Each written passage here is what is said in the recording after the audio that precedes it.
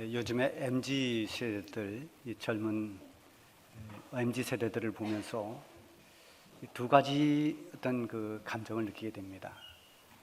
하나는 당혹감과 좀 이질감입니다. 야, 우리의 생각하고는 전혀 다르구나. 뭔가 좀 당혹스럽습니다. 그리고 생각하는 것이 다르고 행동하는 것이 좀 다르고 표현 방식도 많이 다릅니다. 아마 추구하는 바도 많이 다를 것입니다.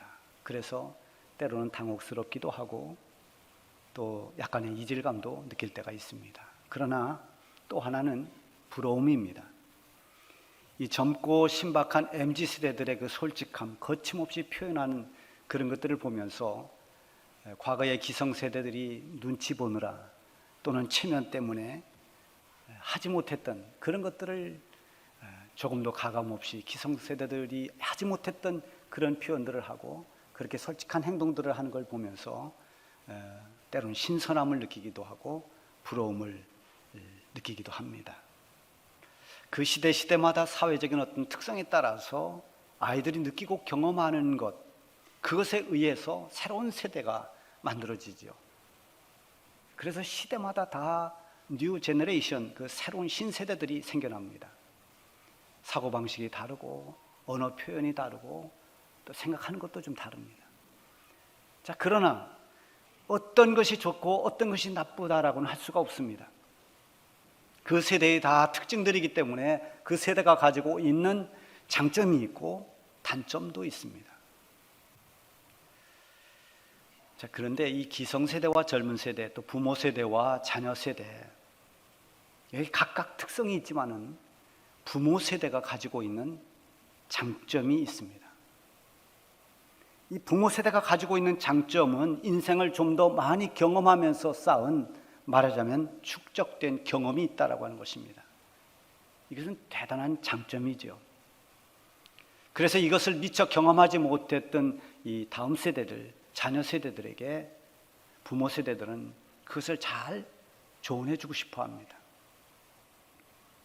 결혼해서 아이를 낳고 양육하는 과정에서 또 사회생활을 하면서 겪었던 많은 일들이 경험이 되면서 어린 자녀들이 미처 그런 것을 알지 못하고 또 철없이 행동하는 것처럼 보여질 때 부모들은 조언을 해주고 싶어 합니다.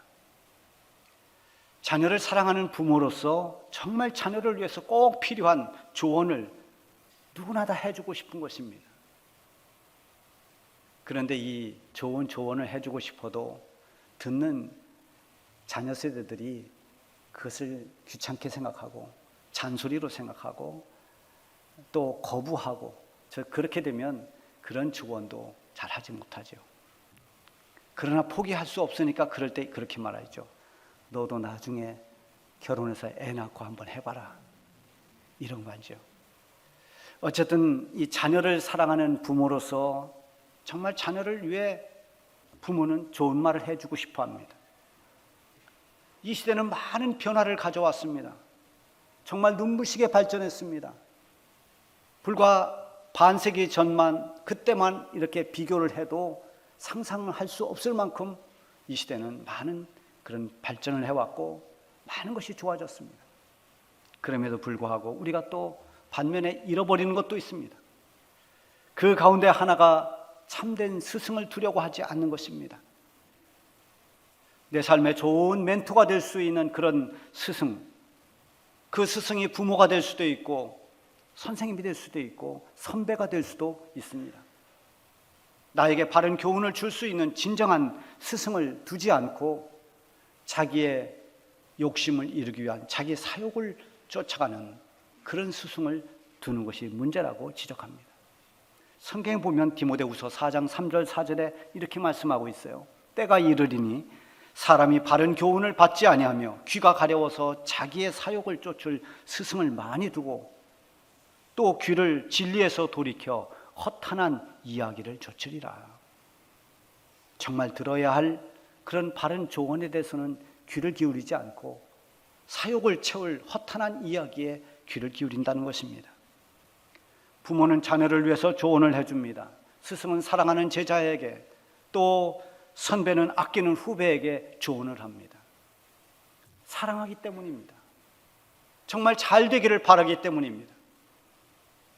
그래서 인생의 문제가 되었던 어떤 문제가 되었던 정말 그 사람에게 꼭 필요한 유익한 조언을 해주고 싶어 하는 것입니다. 그게 진정한 스승입니다. 예수님은 우리의 구원자이시오 동시에 우리의 위대한 스승이십니다. 예수님 제자들은 그때 최고의 그들의 랍비, 선생님이 예수님이었습니다. 예수님의 가르침을 들으면서 하나님 나라에 대해서 알게 되고 하나님 나라의 여러 가지 비밀에 눈을 뜨게 됐습니다. 예수님이 십자가에 죽으실 때가 점점 가까워 오면서 제자들에게 아주 중요한 조언의 말씀을 주십니다. 여러분, 이제 마지막 때가 됐다라면, 자, 이제 내가 떠나가면 이 남아있는 제자들에게 어떤 말을 해줘야 될까? 예수님이 그렇게 생각하셨을 것입니다. 부모도 자기의 죽음이 임박하면 자녀들에게 가장 좋은 교훈이 될 수 있는 그런 유언을 남기고 싶어 합니다.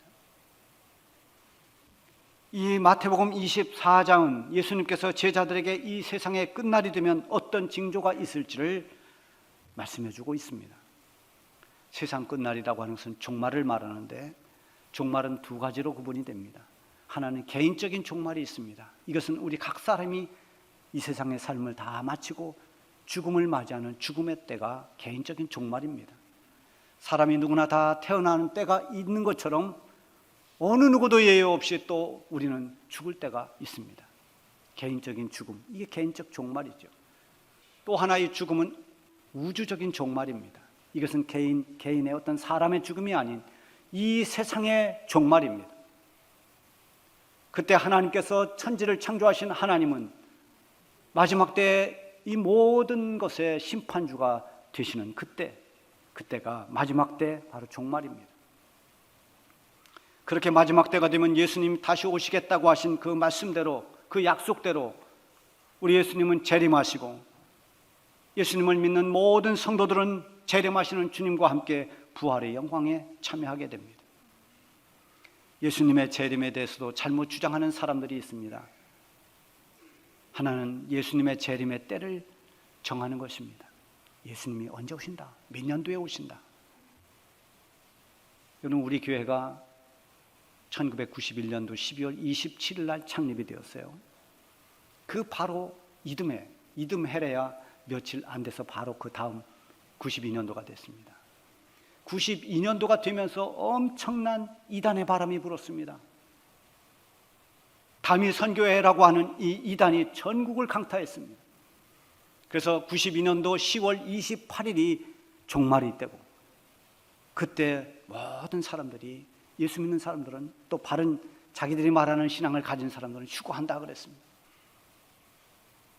이장님 목사가 이끄는 이 다미 선교회, 그 열풍이 얼마나 강했는지 기존의 교회를 다니는 성도들이 많이 다미 선교회로 넘어갔습니다. 심지어 목회자들도 많이 넘어갔습니다. 우리 교단에 하는 제 선배 목사님 한 분도 넘어갔습니다.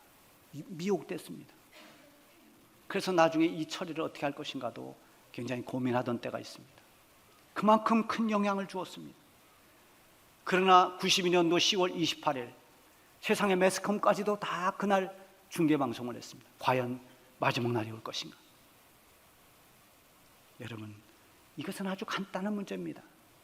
예수님의 재림의 때를 정해놓고 언제라고 하는 것은, 그것은 어느 것이 되었든 그것은 거짓말입니다. 그건 이단입니다.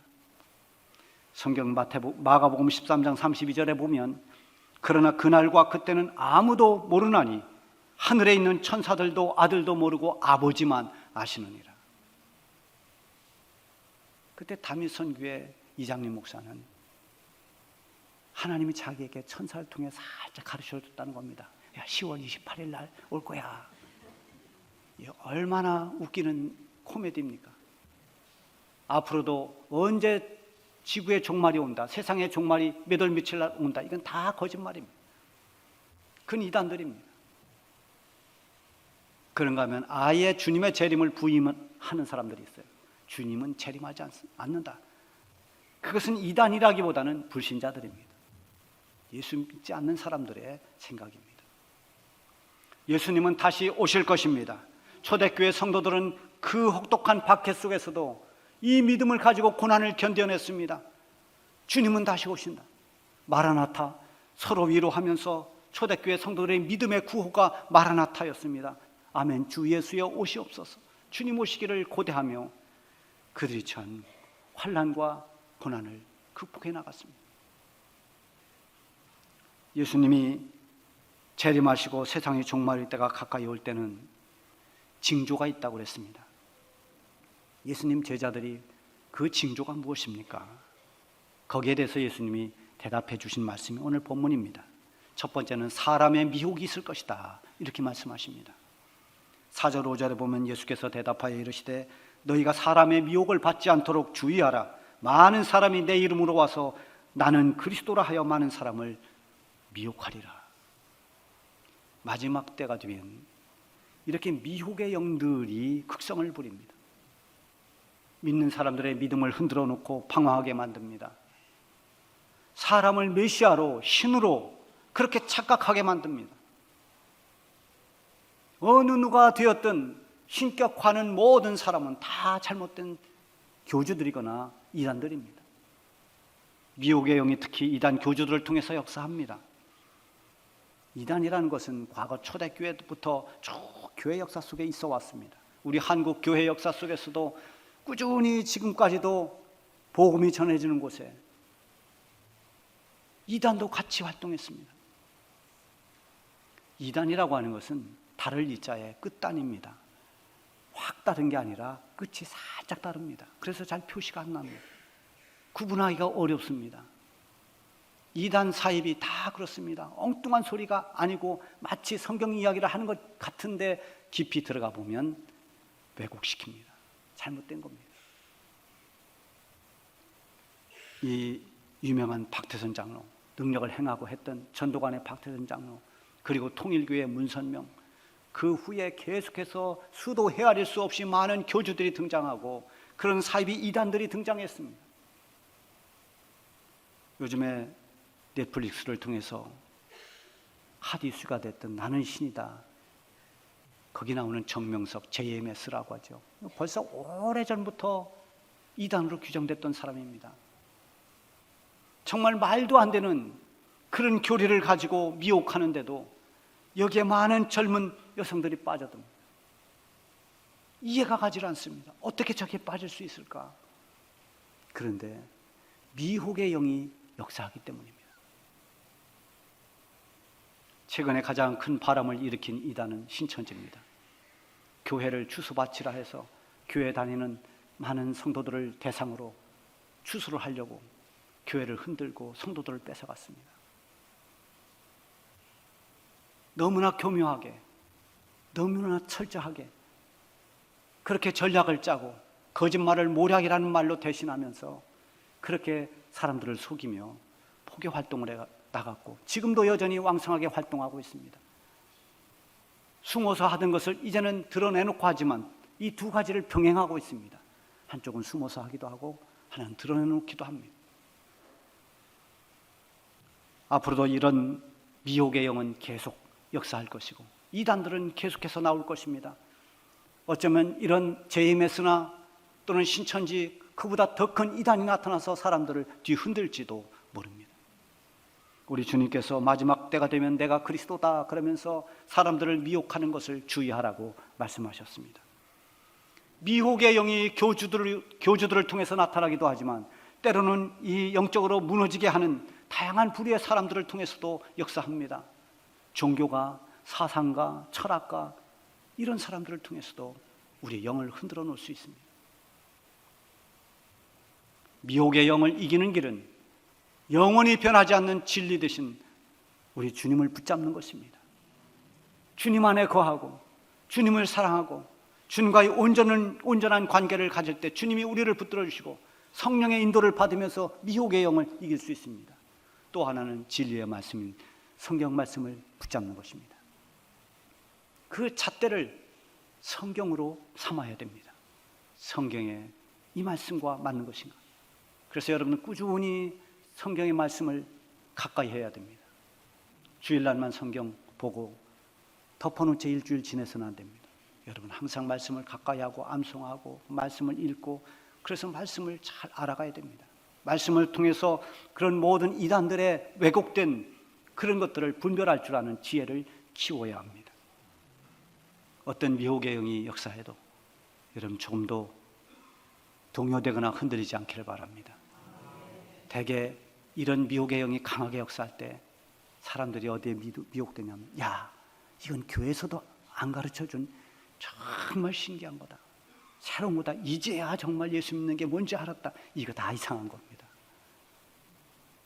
여러분 지금까지 복음이 전해졌고 지금까지 하나님 말씀이 성경이 전해졌는데 이상하다, 특이하다, 뭔가 새롭다 한번 눈여겨보아야 됩니다. 미혹의 영 우리는 얼마든지 이겨낼 수 있습니다. 이 미혹의 영 특별히 주의하면서 미혹의 영을 이기시는 여러분들이 되시길 바랍니다. 두 번째는 심각한 재난이 있을 것이라고 했습니다. 7절 8절에 보면 민족과 민족을, 민족이 민족을, 나라가 나라를 대적하여 일어나겠고 기근과 지진이 있으리니 이 모든 것이 재난의 시작이니라. 여러분 전쟁과 기근과 또 지진 이런 것들은 이미 이제 우리 눈에 볼 수 있는, 경험해 볼 수 있는, 점점 더 심각해지고 있습니다. 이런 것들이 본격적으로 시작되면서 하나의 징조로 보이는 그런 현상들로 나타나는데요, 많은 미래학자들이 이미 앞으로는 환경 문제 때문에 아주 큰 가뭄과 홍수, 이것으로 인해서 기근 문제가 심각하게 될 것을 예견하고 있습니다. 이미 다 예견된 것입니다. 그리고 요즘에 큰 지진들이 일어나는 것처럼 이 지구의 대륙판들이 움직이면서 앞으로 더 큰 규모의 지진들이 일어날 것이라고 예견합니다.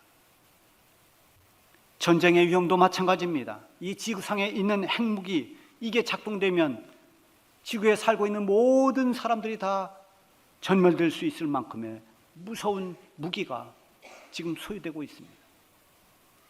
정신 나간 지도자 한 사람이 핵단추 잘못 누르면 그 여파는 상상을 초월할 것입니다. 이런 모든 일들이 일어나는 것, 이것은 시작에 불과하다고 했습니다.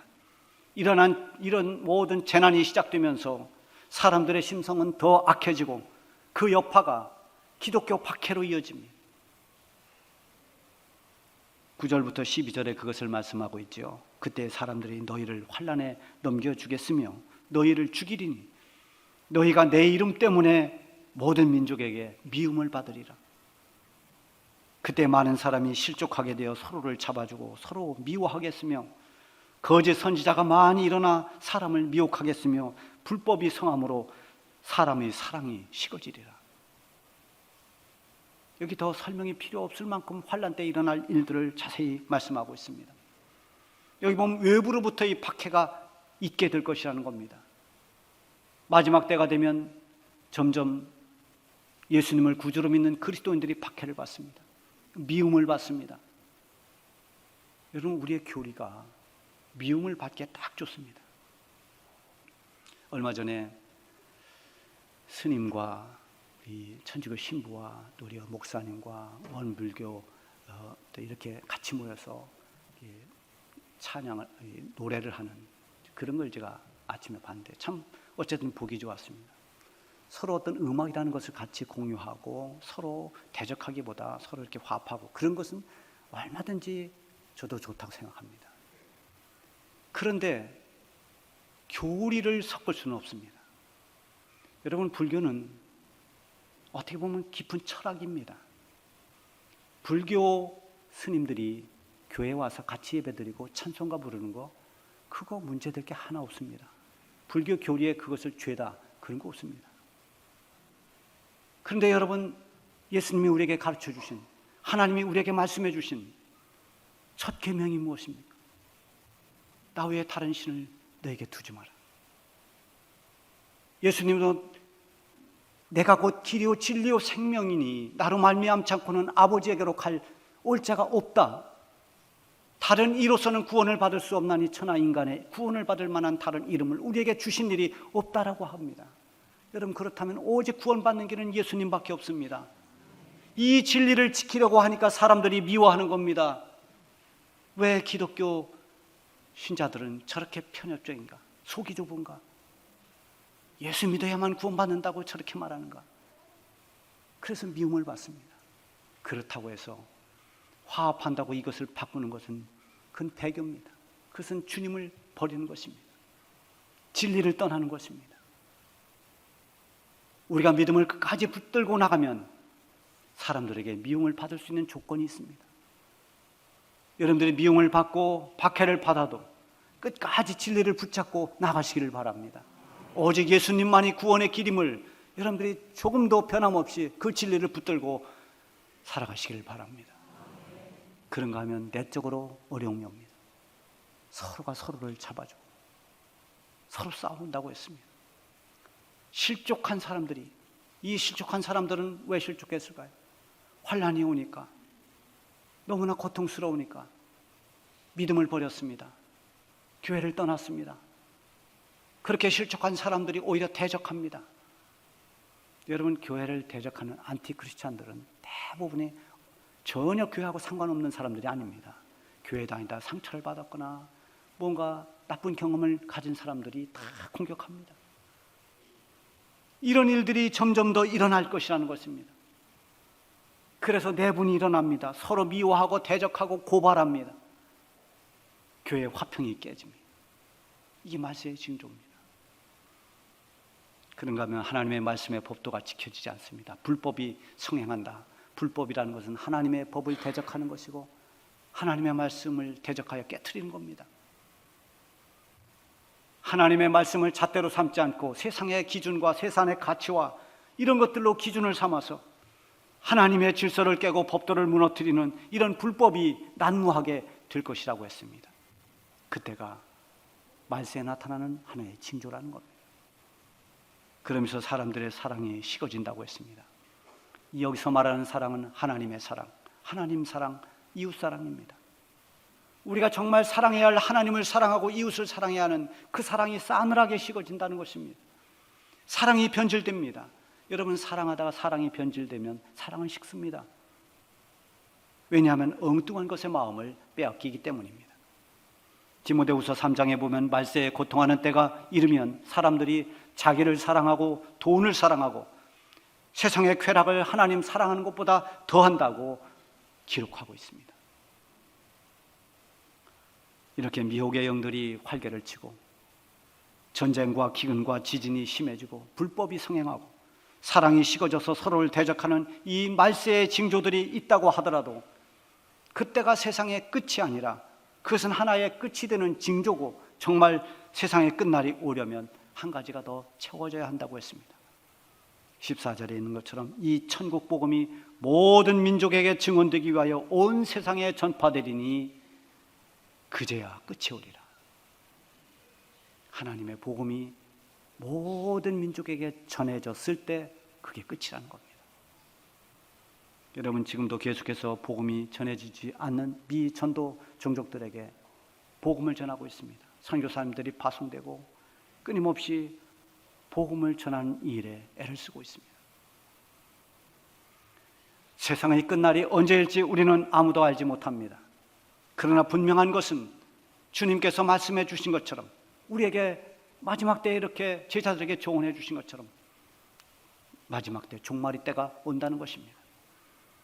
종말이란 말이 이단이 사용하는 전유물처럼 그렇게 인식이 되었지만 이것은 이단들이 잘못 사용했기 때문에 그렇습니다. 잘못된 종말론 때문에 그렇습니다. 우리가 가지고 있는 신앙은 종말론적인 신앙입니다. 끝이 있다는 것입니다. 주님이 우리를 위해 육신의 몸을 입고 오신 주님의 성육신을 우리는 믿습니다. 그리고 주님이 우리를 위해 십자가를 지시고 부활하신 주님의 십자가와 죽음과 부활을 믿습니다. 동시에 우리는 다시 오마 약속하신 주님이 재림하실 것을 믿습니다. 주님이 다시 오신다는 것은 그때 종말이 있다는 것입니다. 그때가 마지막 때라는 것입니다. 심판의 때인 것입니다. 예수님께서 세상 끝날에 있을 이 징조를 말씀해 주신 것은 우리에게 겁을 주기 위함이 아닙니다. 사랑하는 모든 그리스도인들이 깨어 있어서 어떤 환난 속에서도 믿음을 지키고 구원을 얻게 하려고 이 말씀을 주신 것입니다. 예수님께서 말세 이 징조들을 말씀하시면서 주신 결론이 13절에 있습니다. 우리 13절을 다 같이 읽겠습니다. 시작. 그러나 끝까지 견디는 자는 구원을 얻으리라. 아멘. 죽음을 앞둔 예수님이 장차 자기를 따를 모든 제자들과 훗날의 모든 그리스도인들이 이 세상의 많은 미혹과 환난을 이겨내고 그리고 구원 얻기를 바라는 마음으로 오늘 이 말씀을 주신 것입니다. 어쩌면 이미 마지막 때의 징조는 시작이 됐습니다. 예수님이 십자가의 고난을 견뎌내고 부활의 영광을 보여주신 것처럼 이 세상에서의 어떤 미혹이나 어떤 박해나 환난이 온다 할지라도 끝까지 잘 견뎌내고 구원의 기쁨과 영광을 천국에서 주님과 함께 누릴 수 있기를 바랍니다.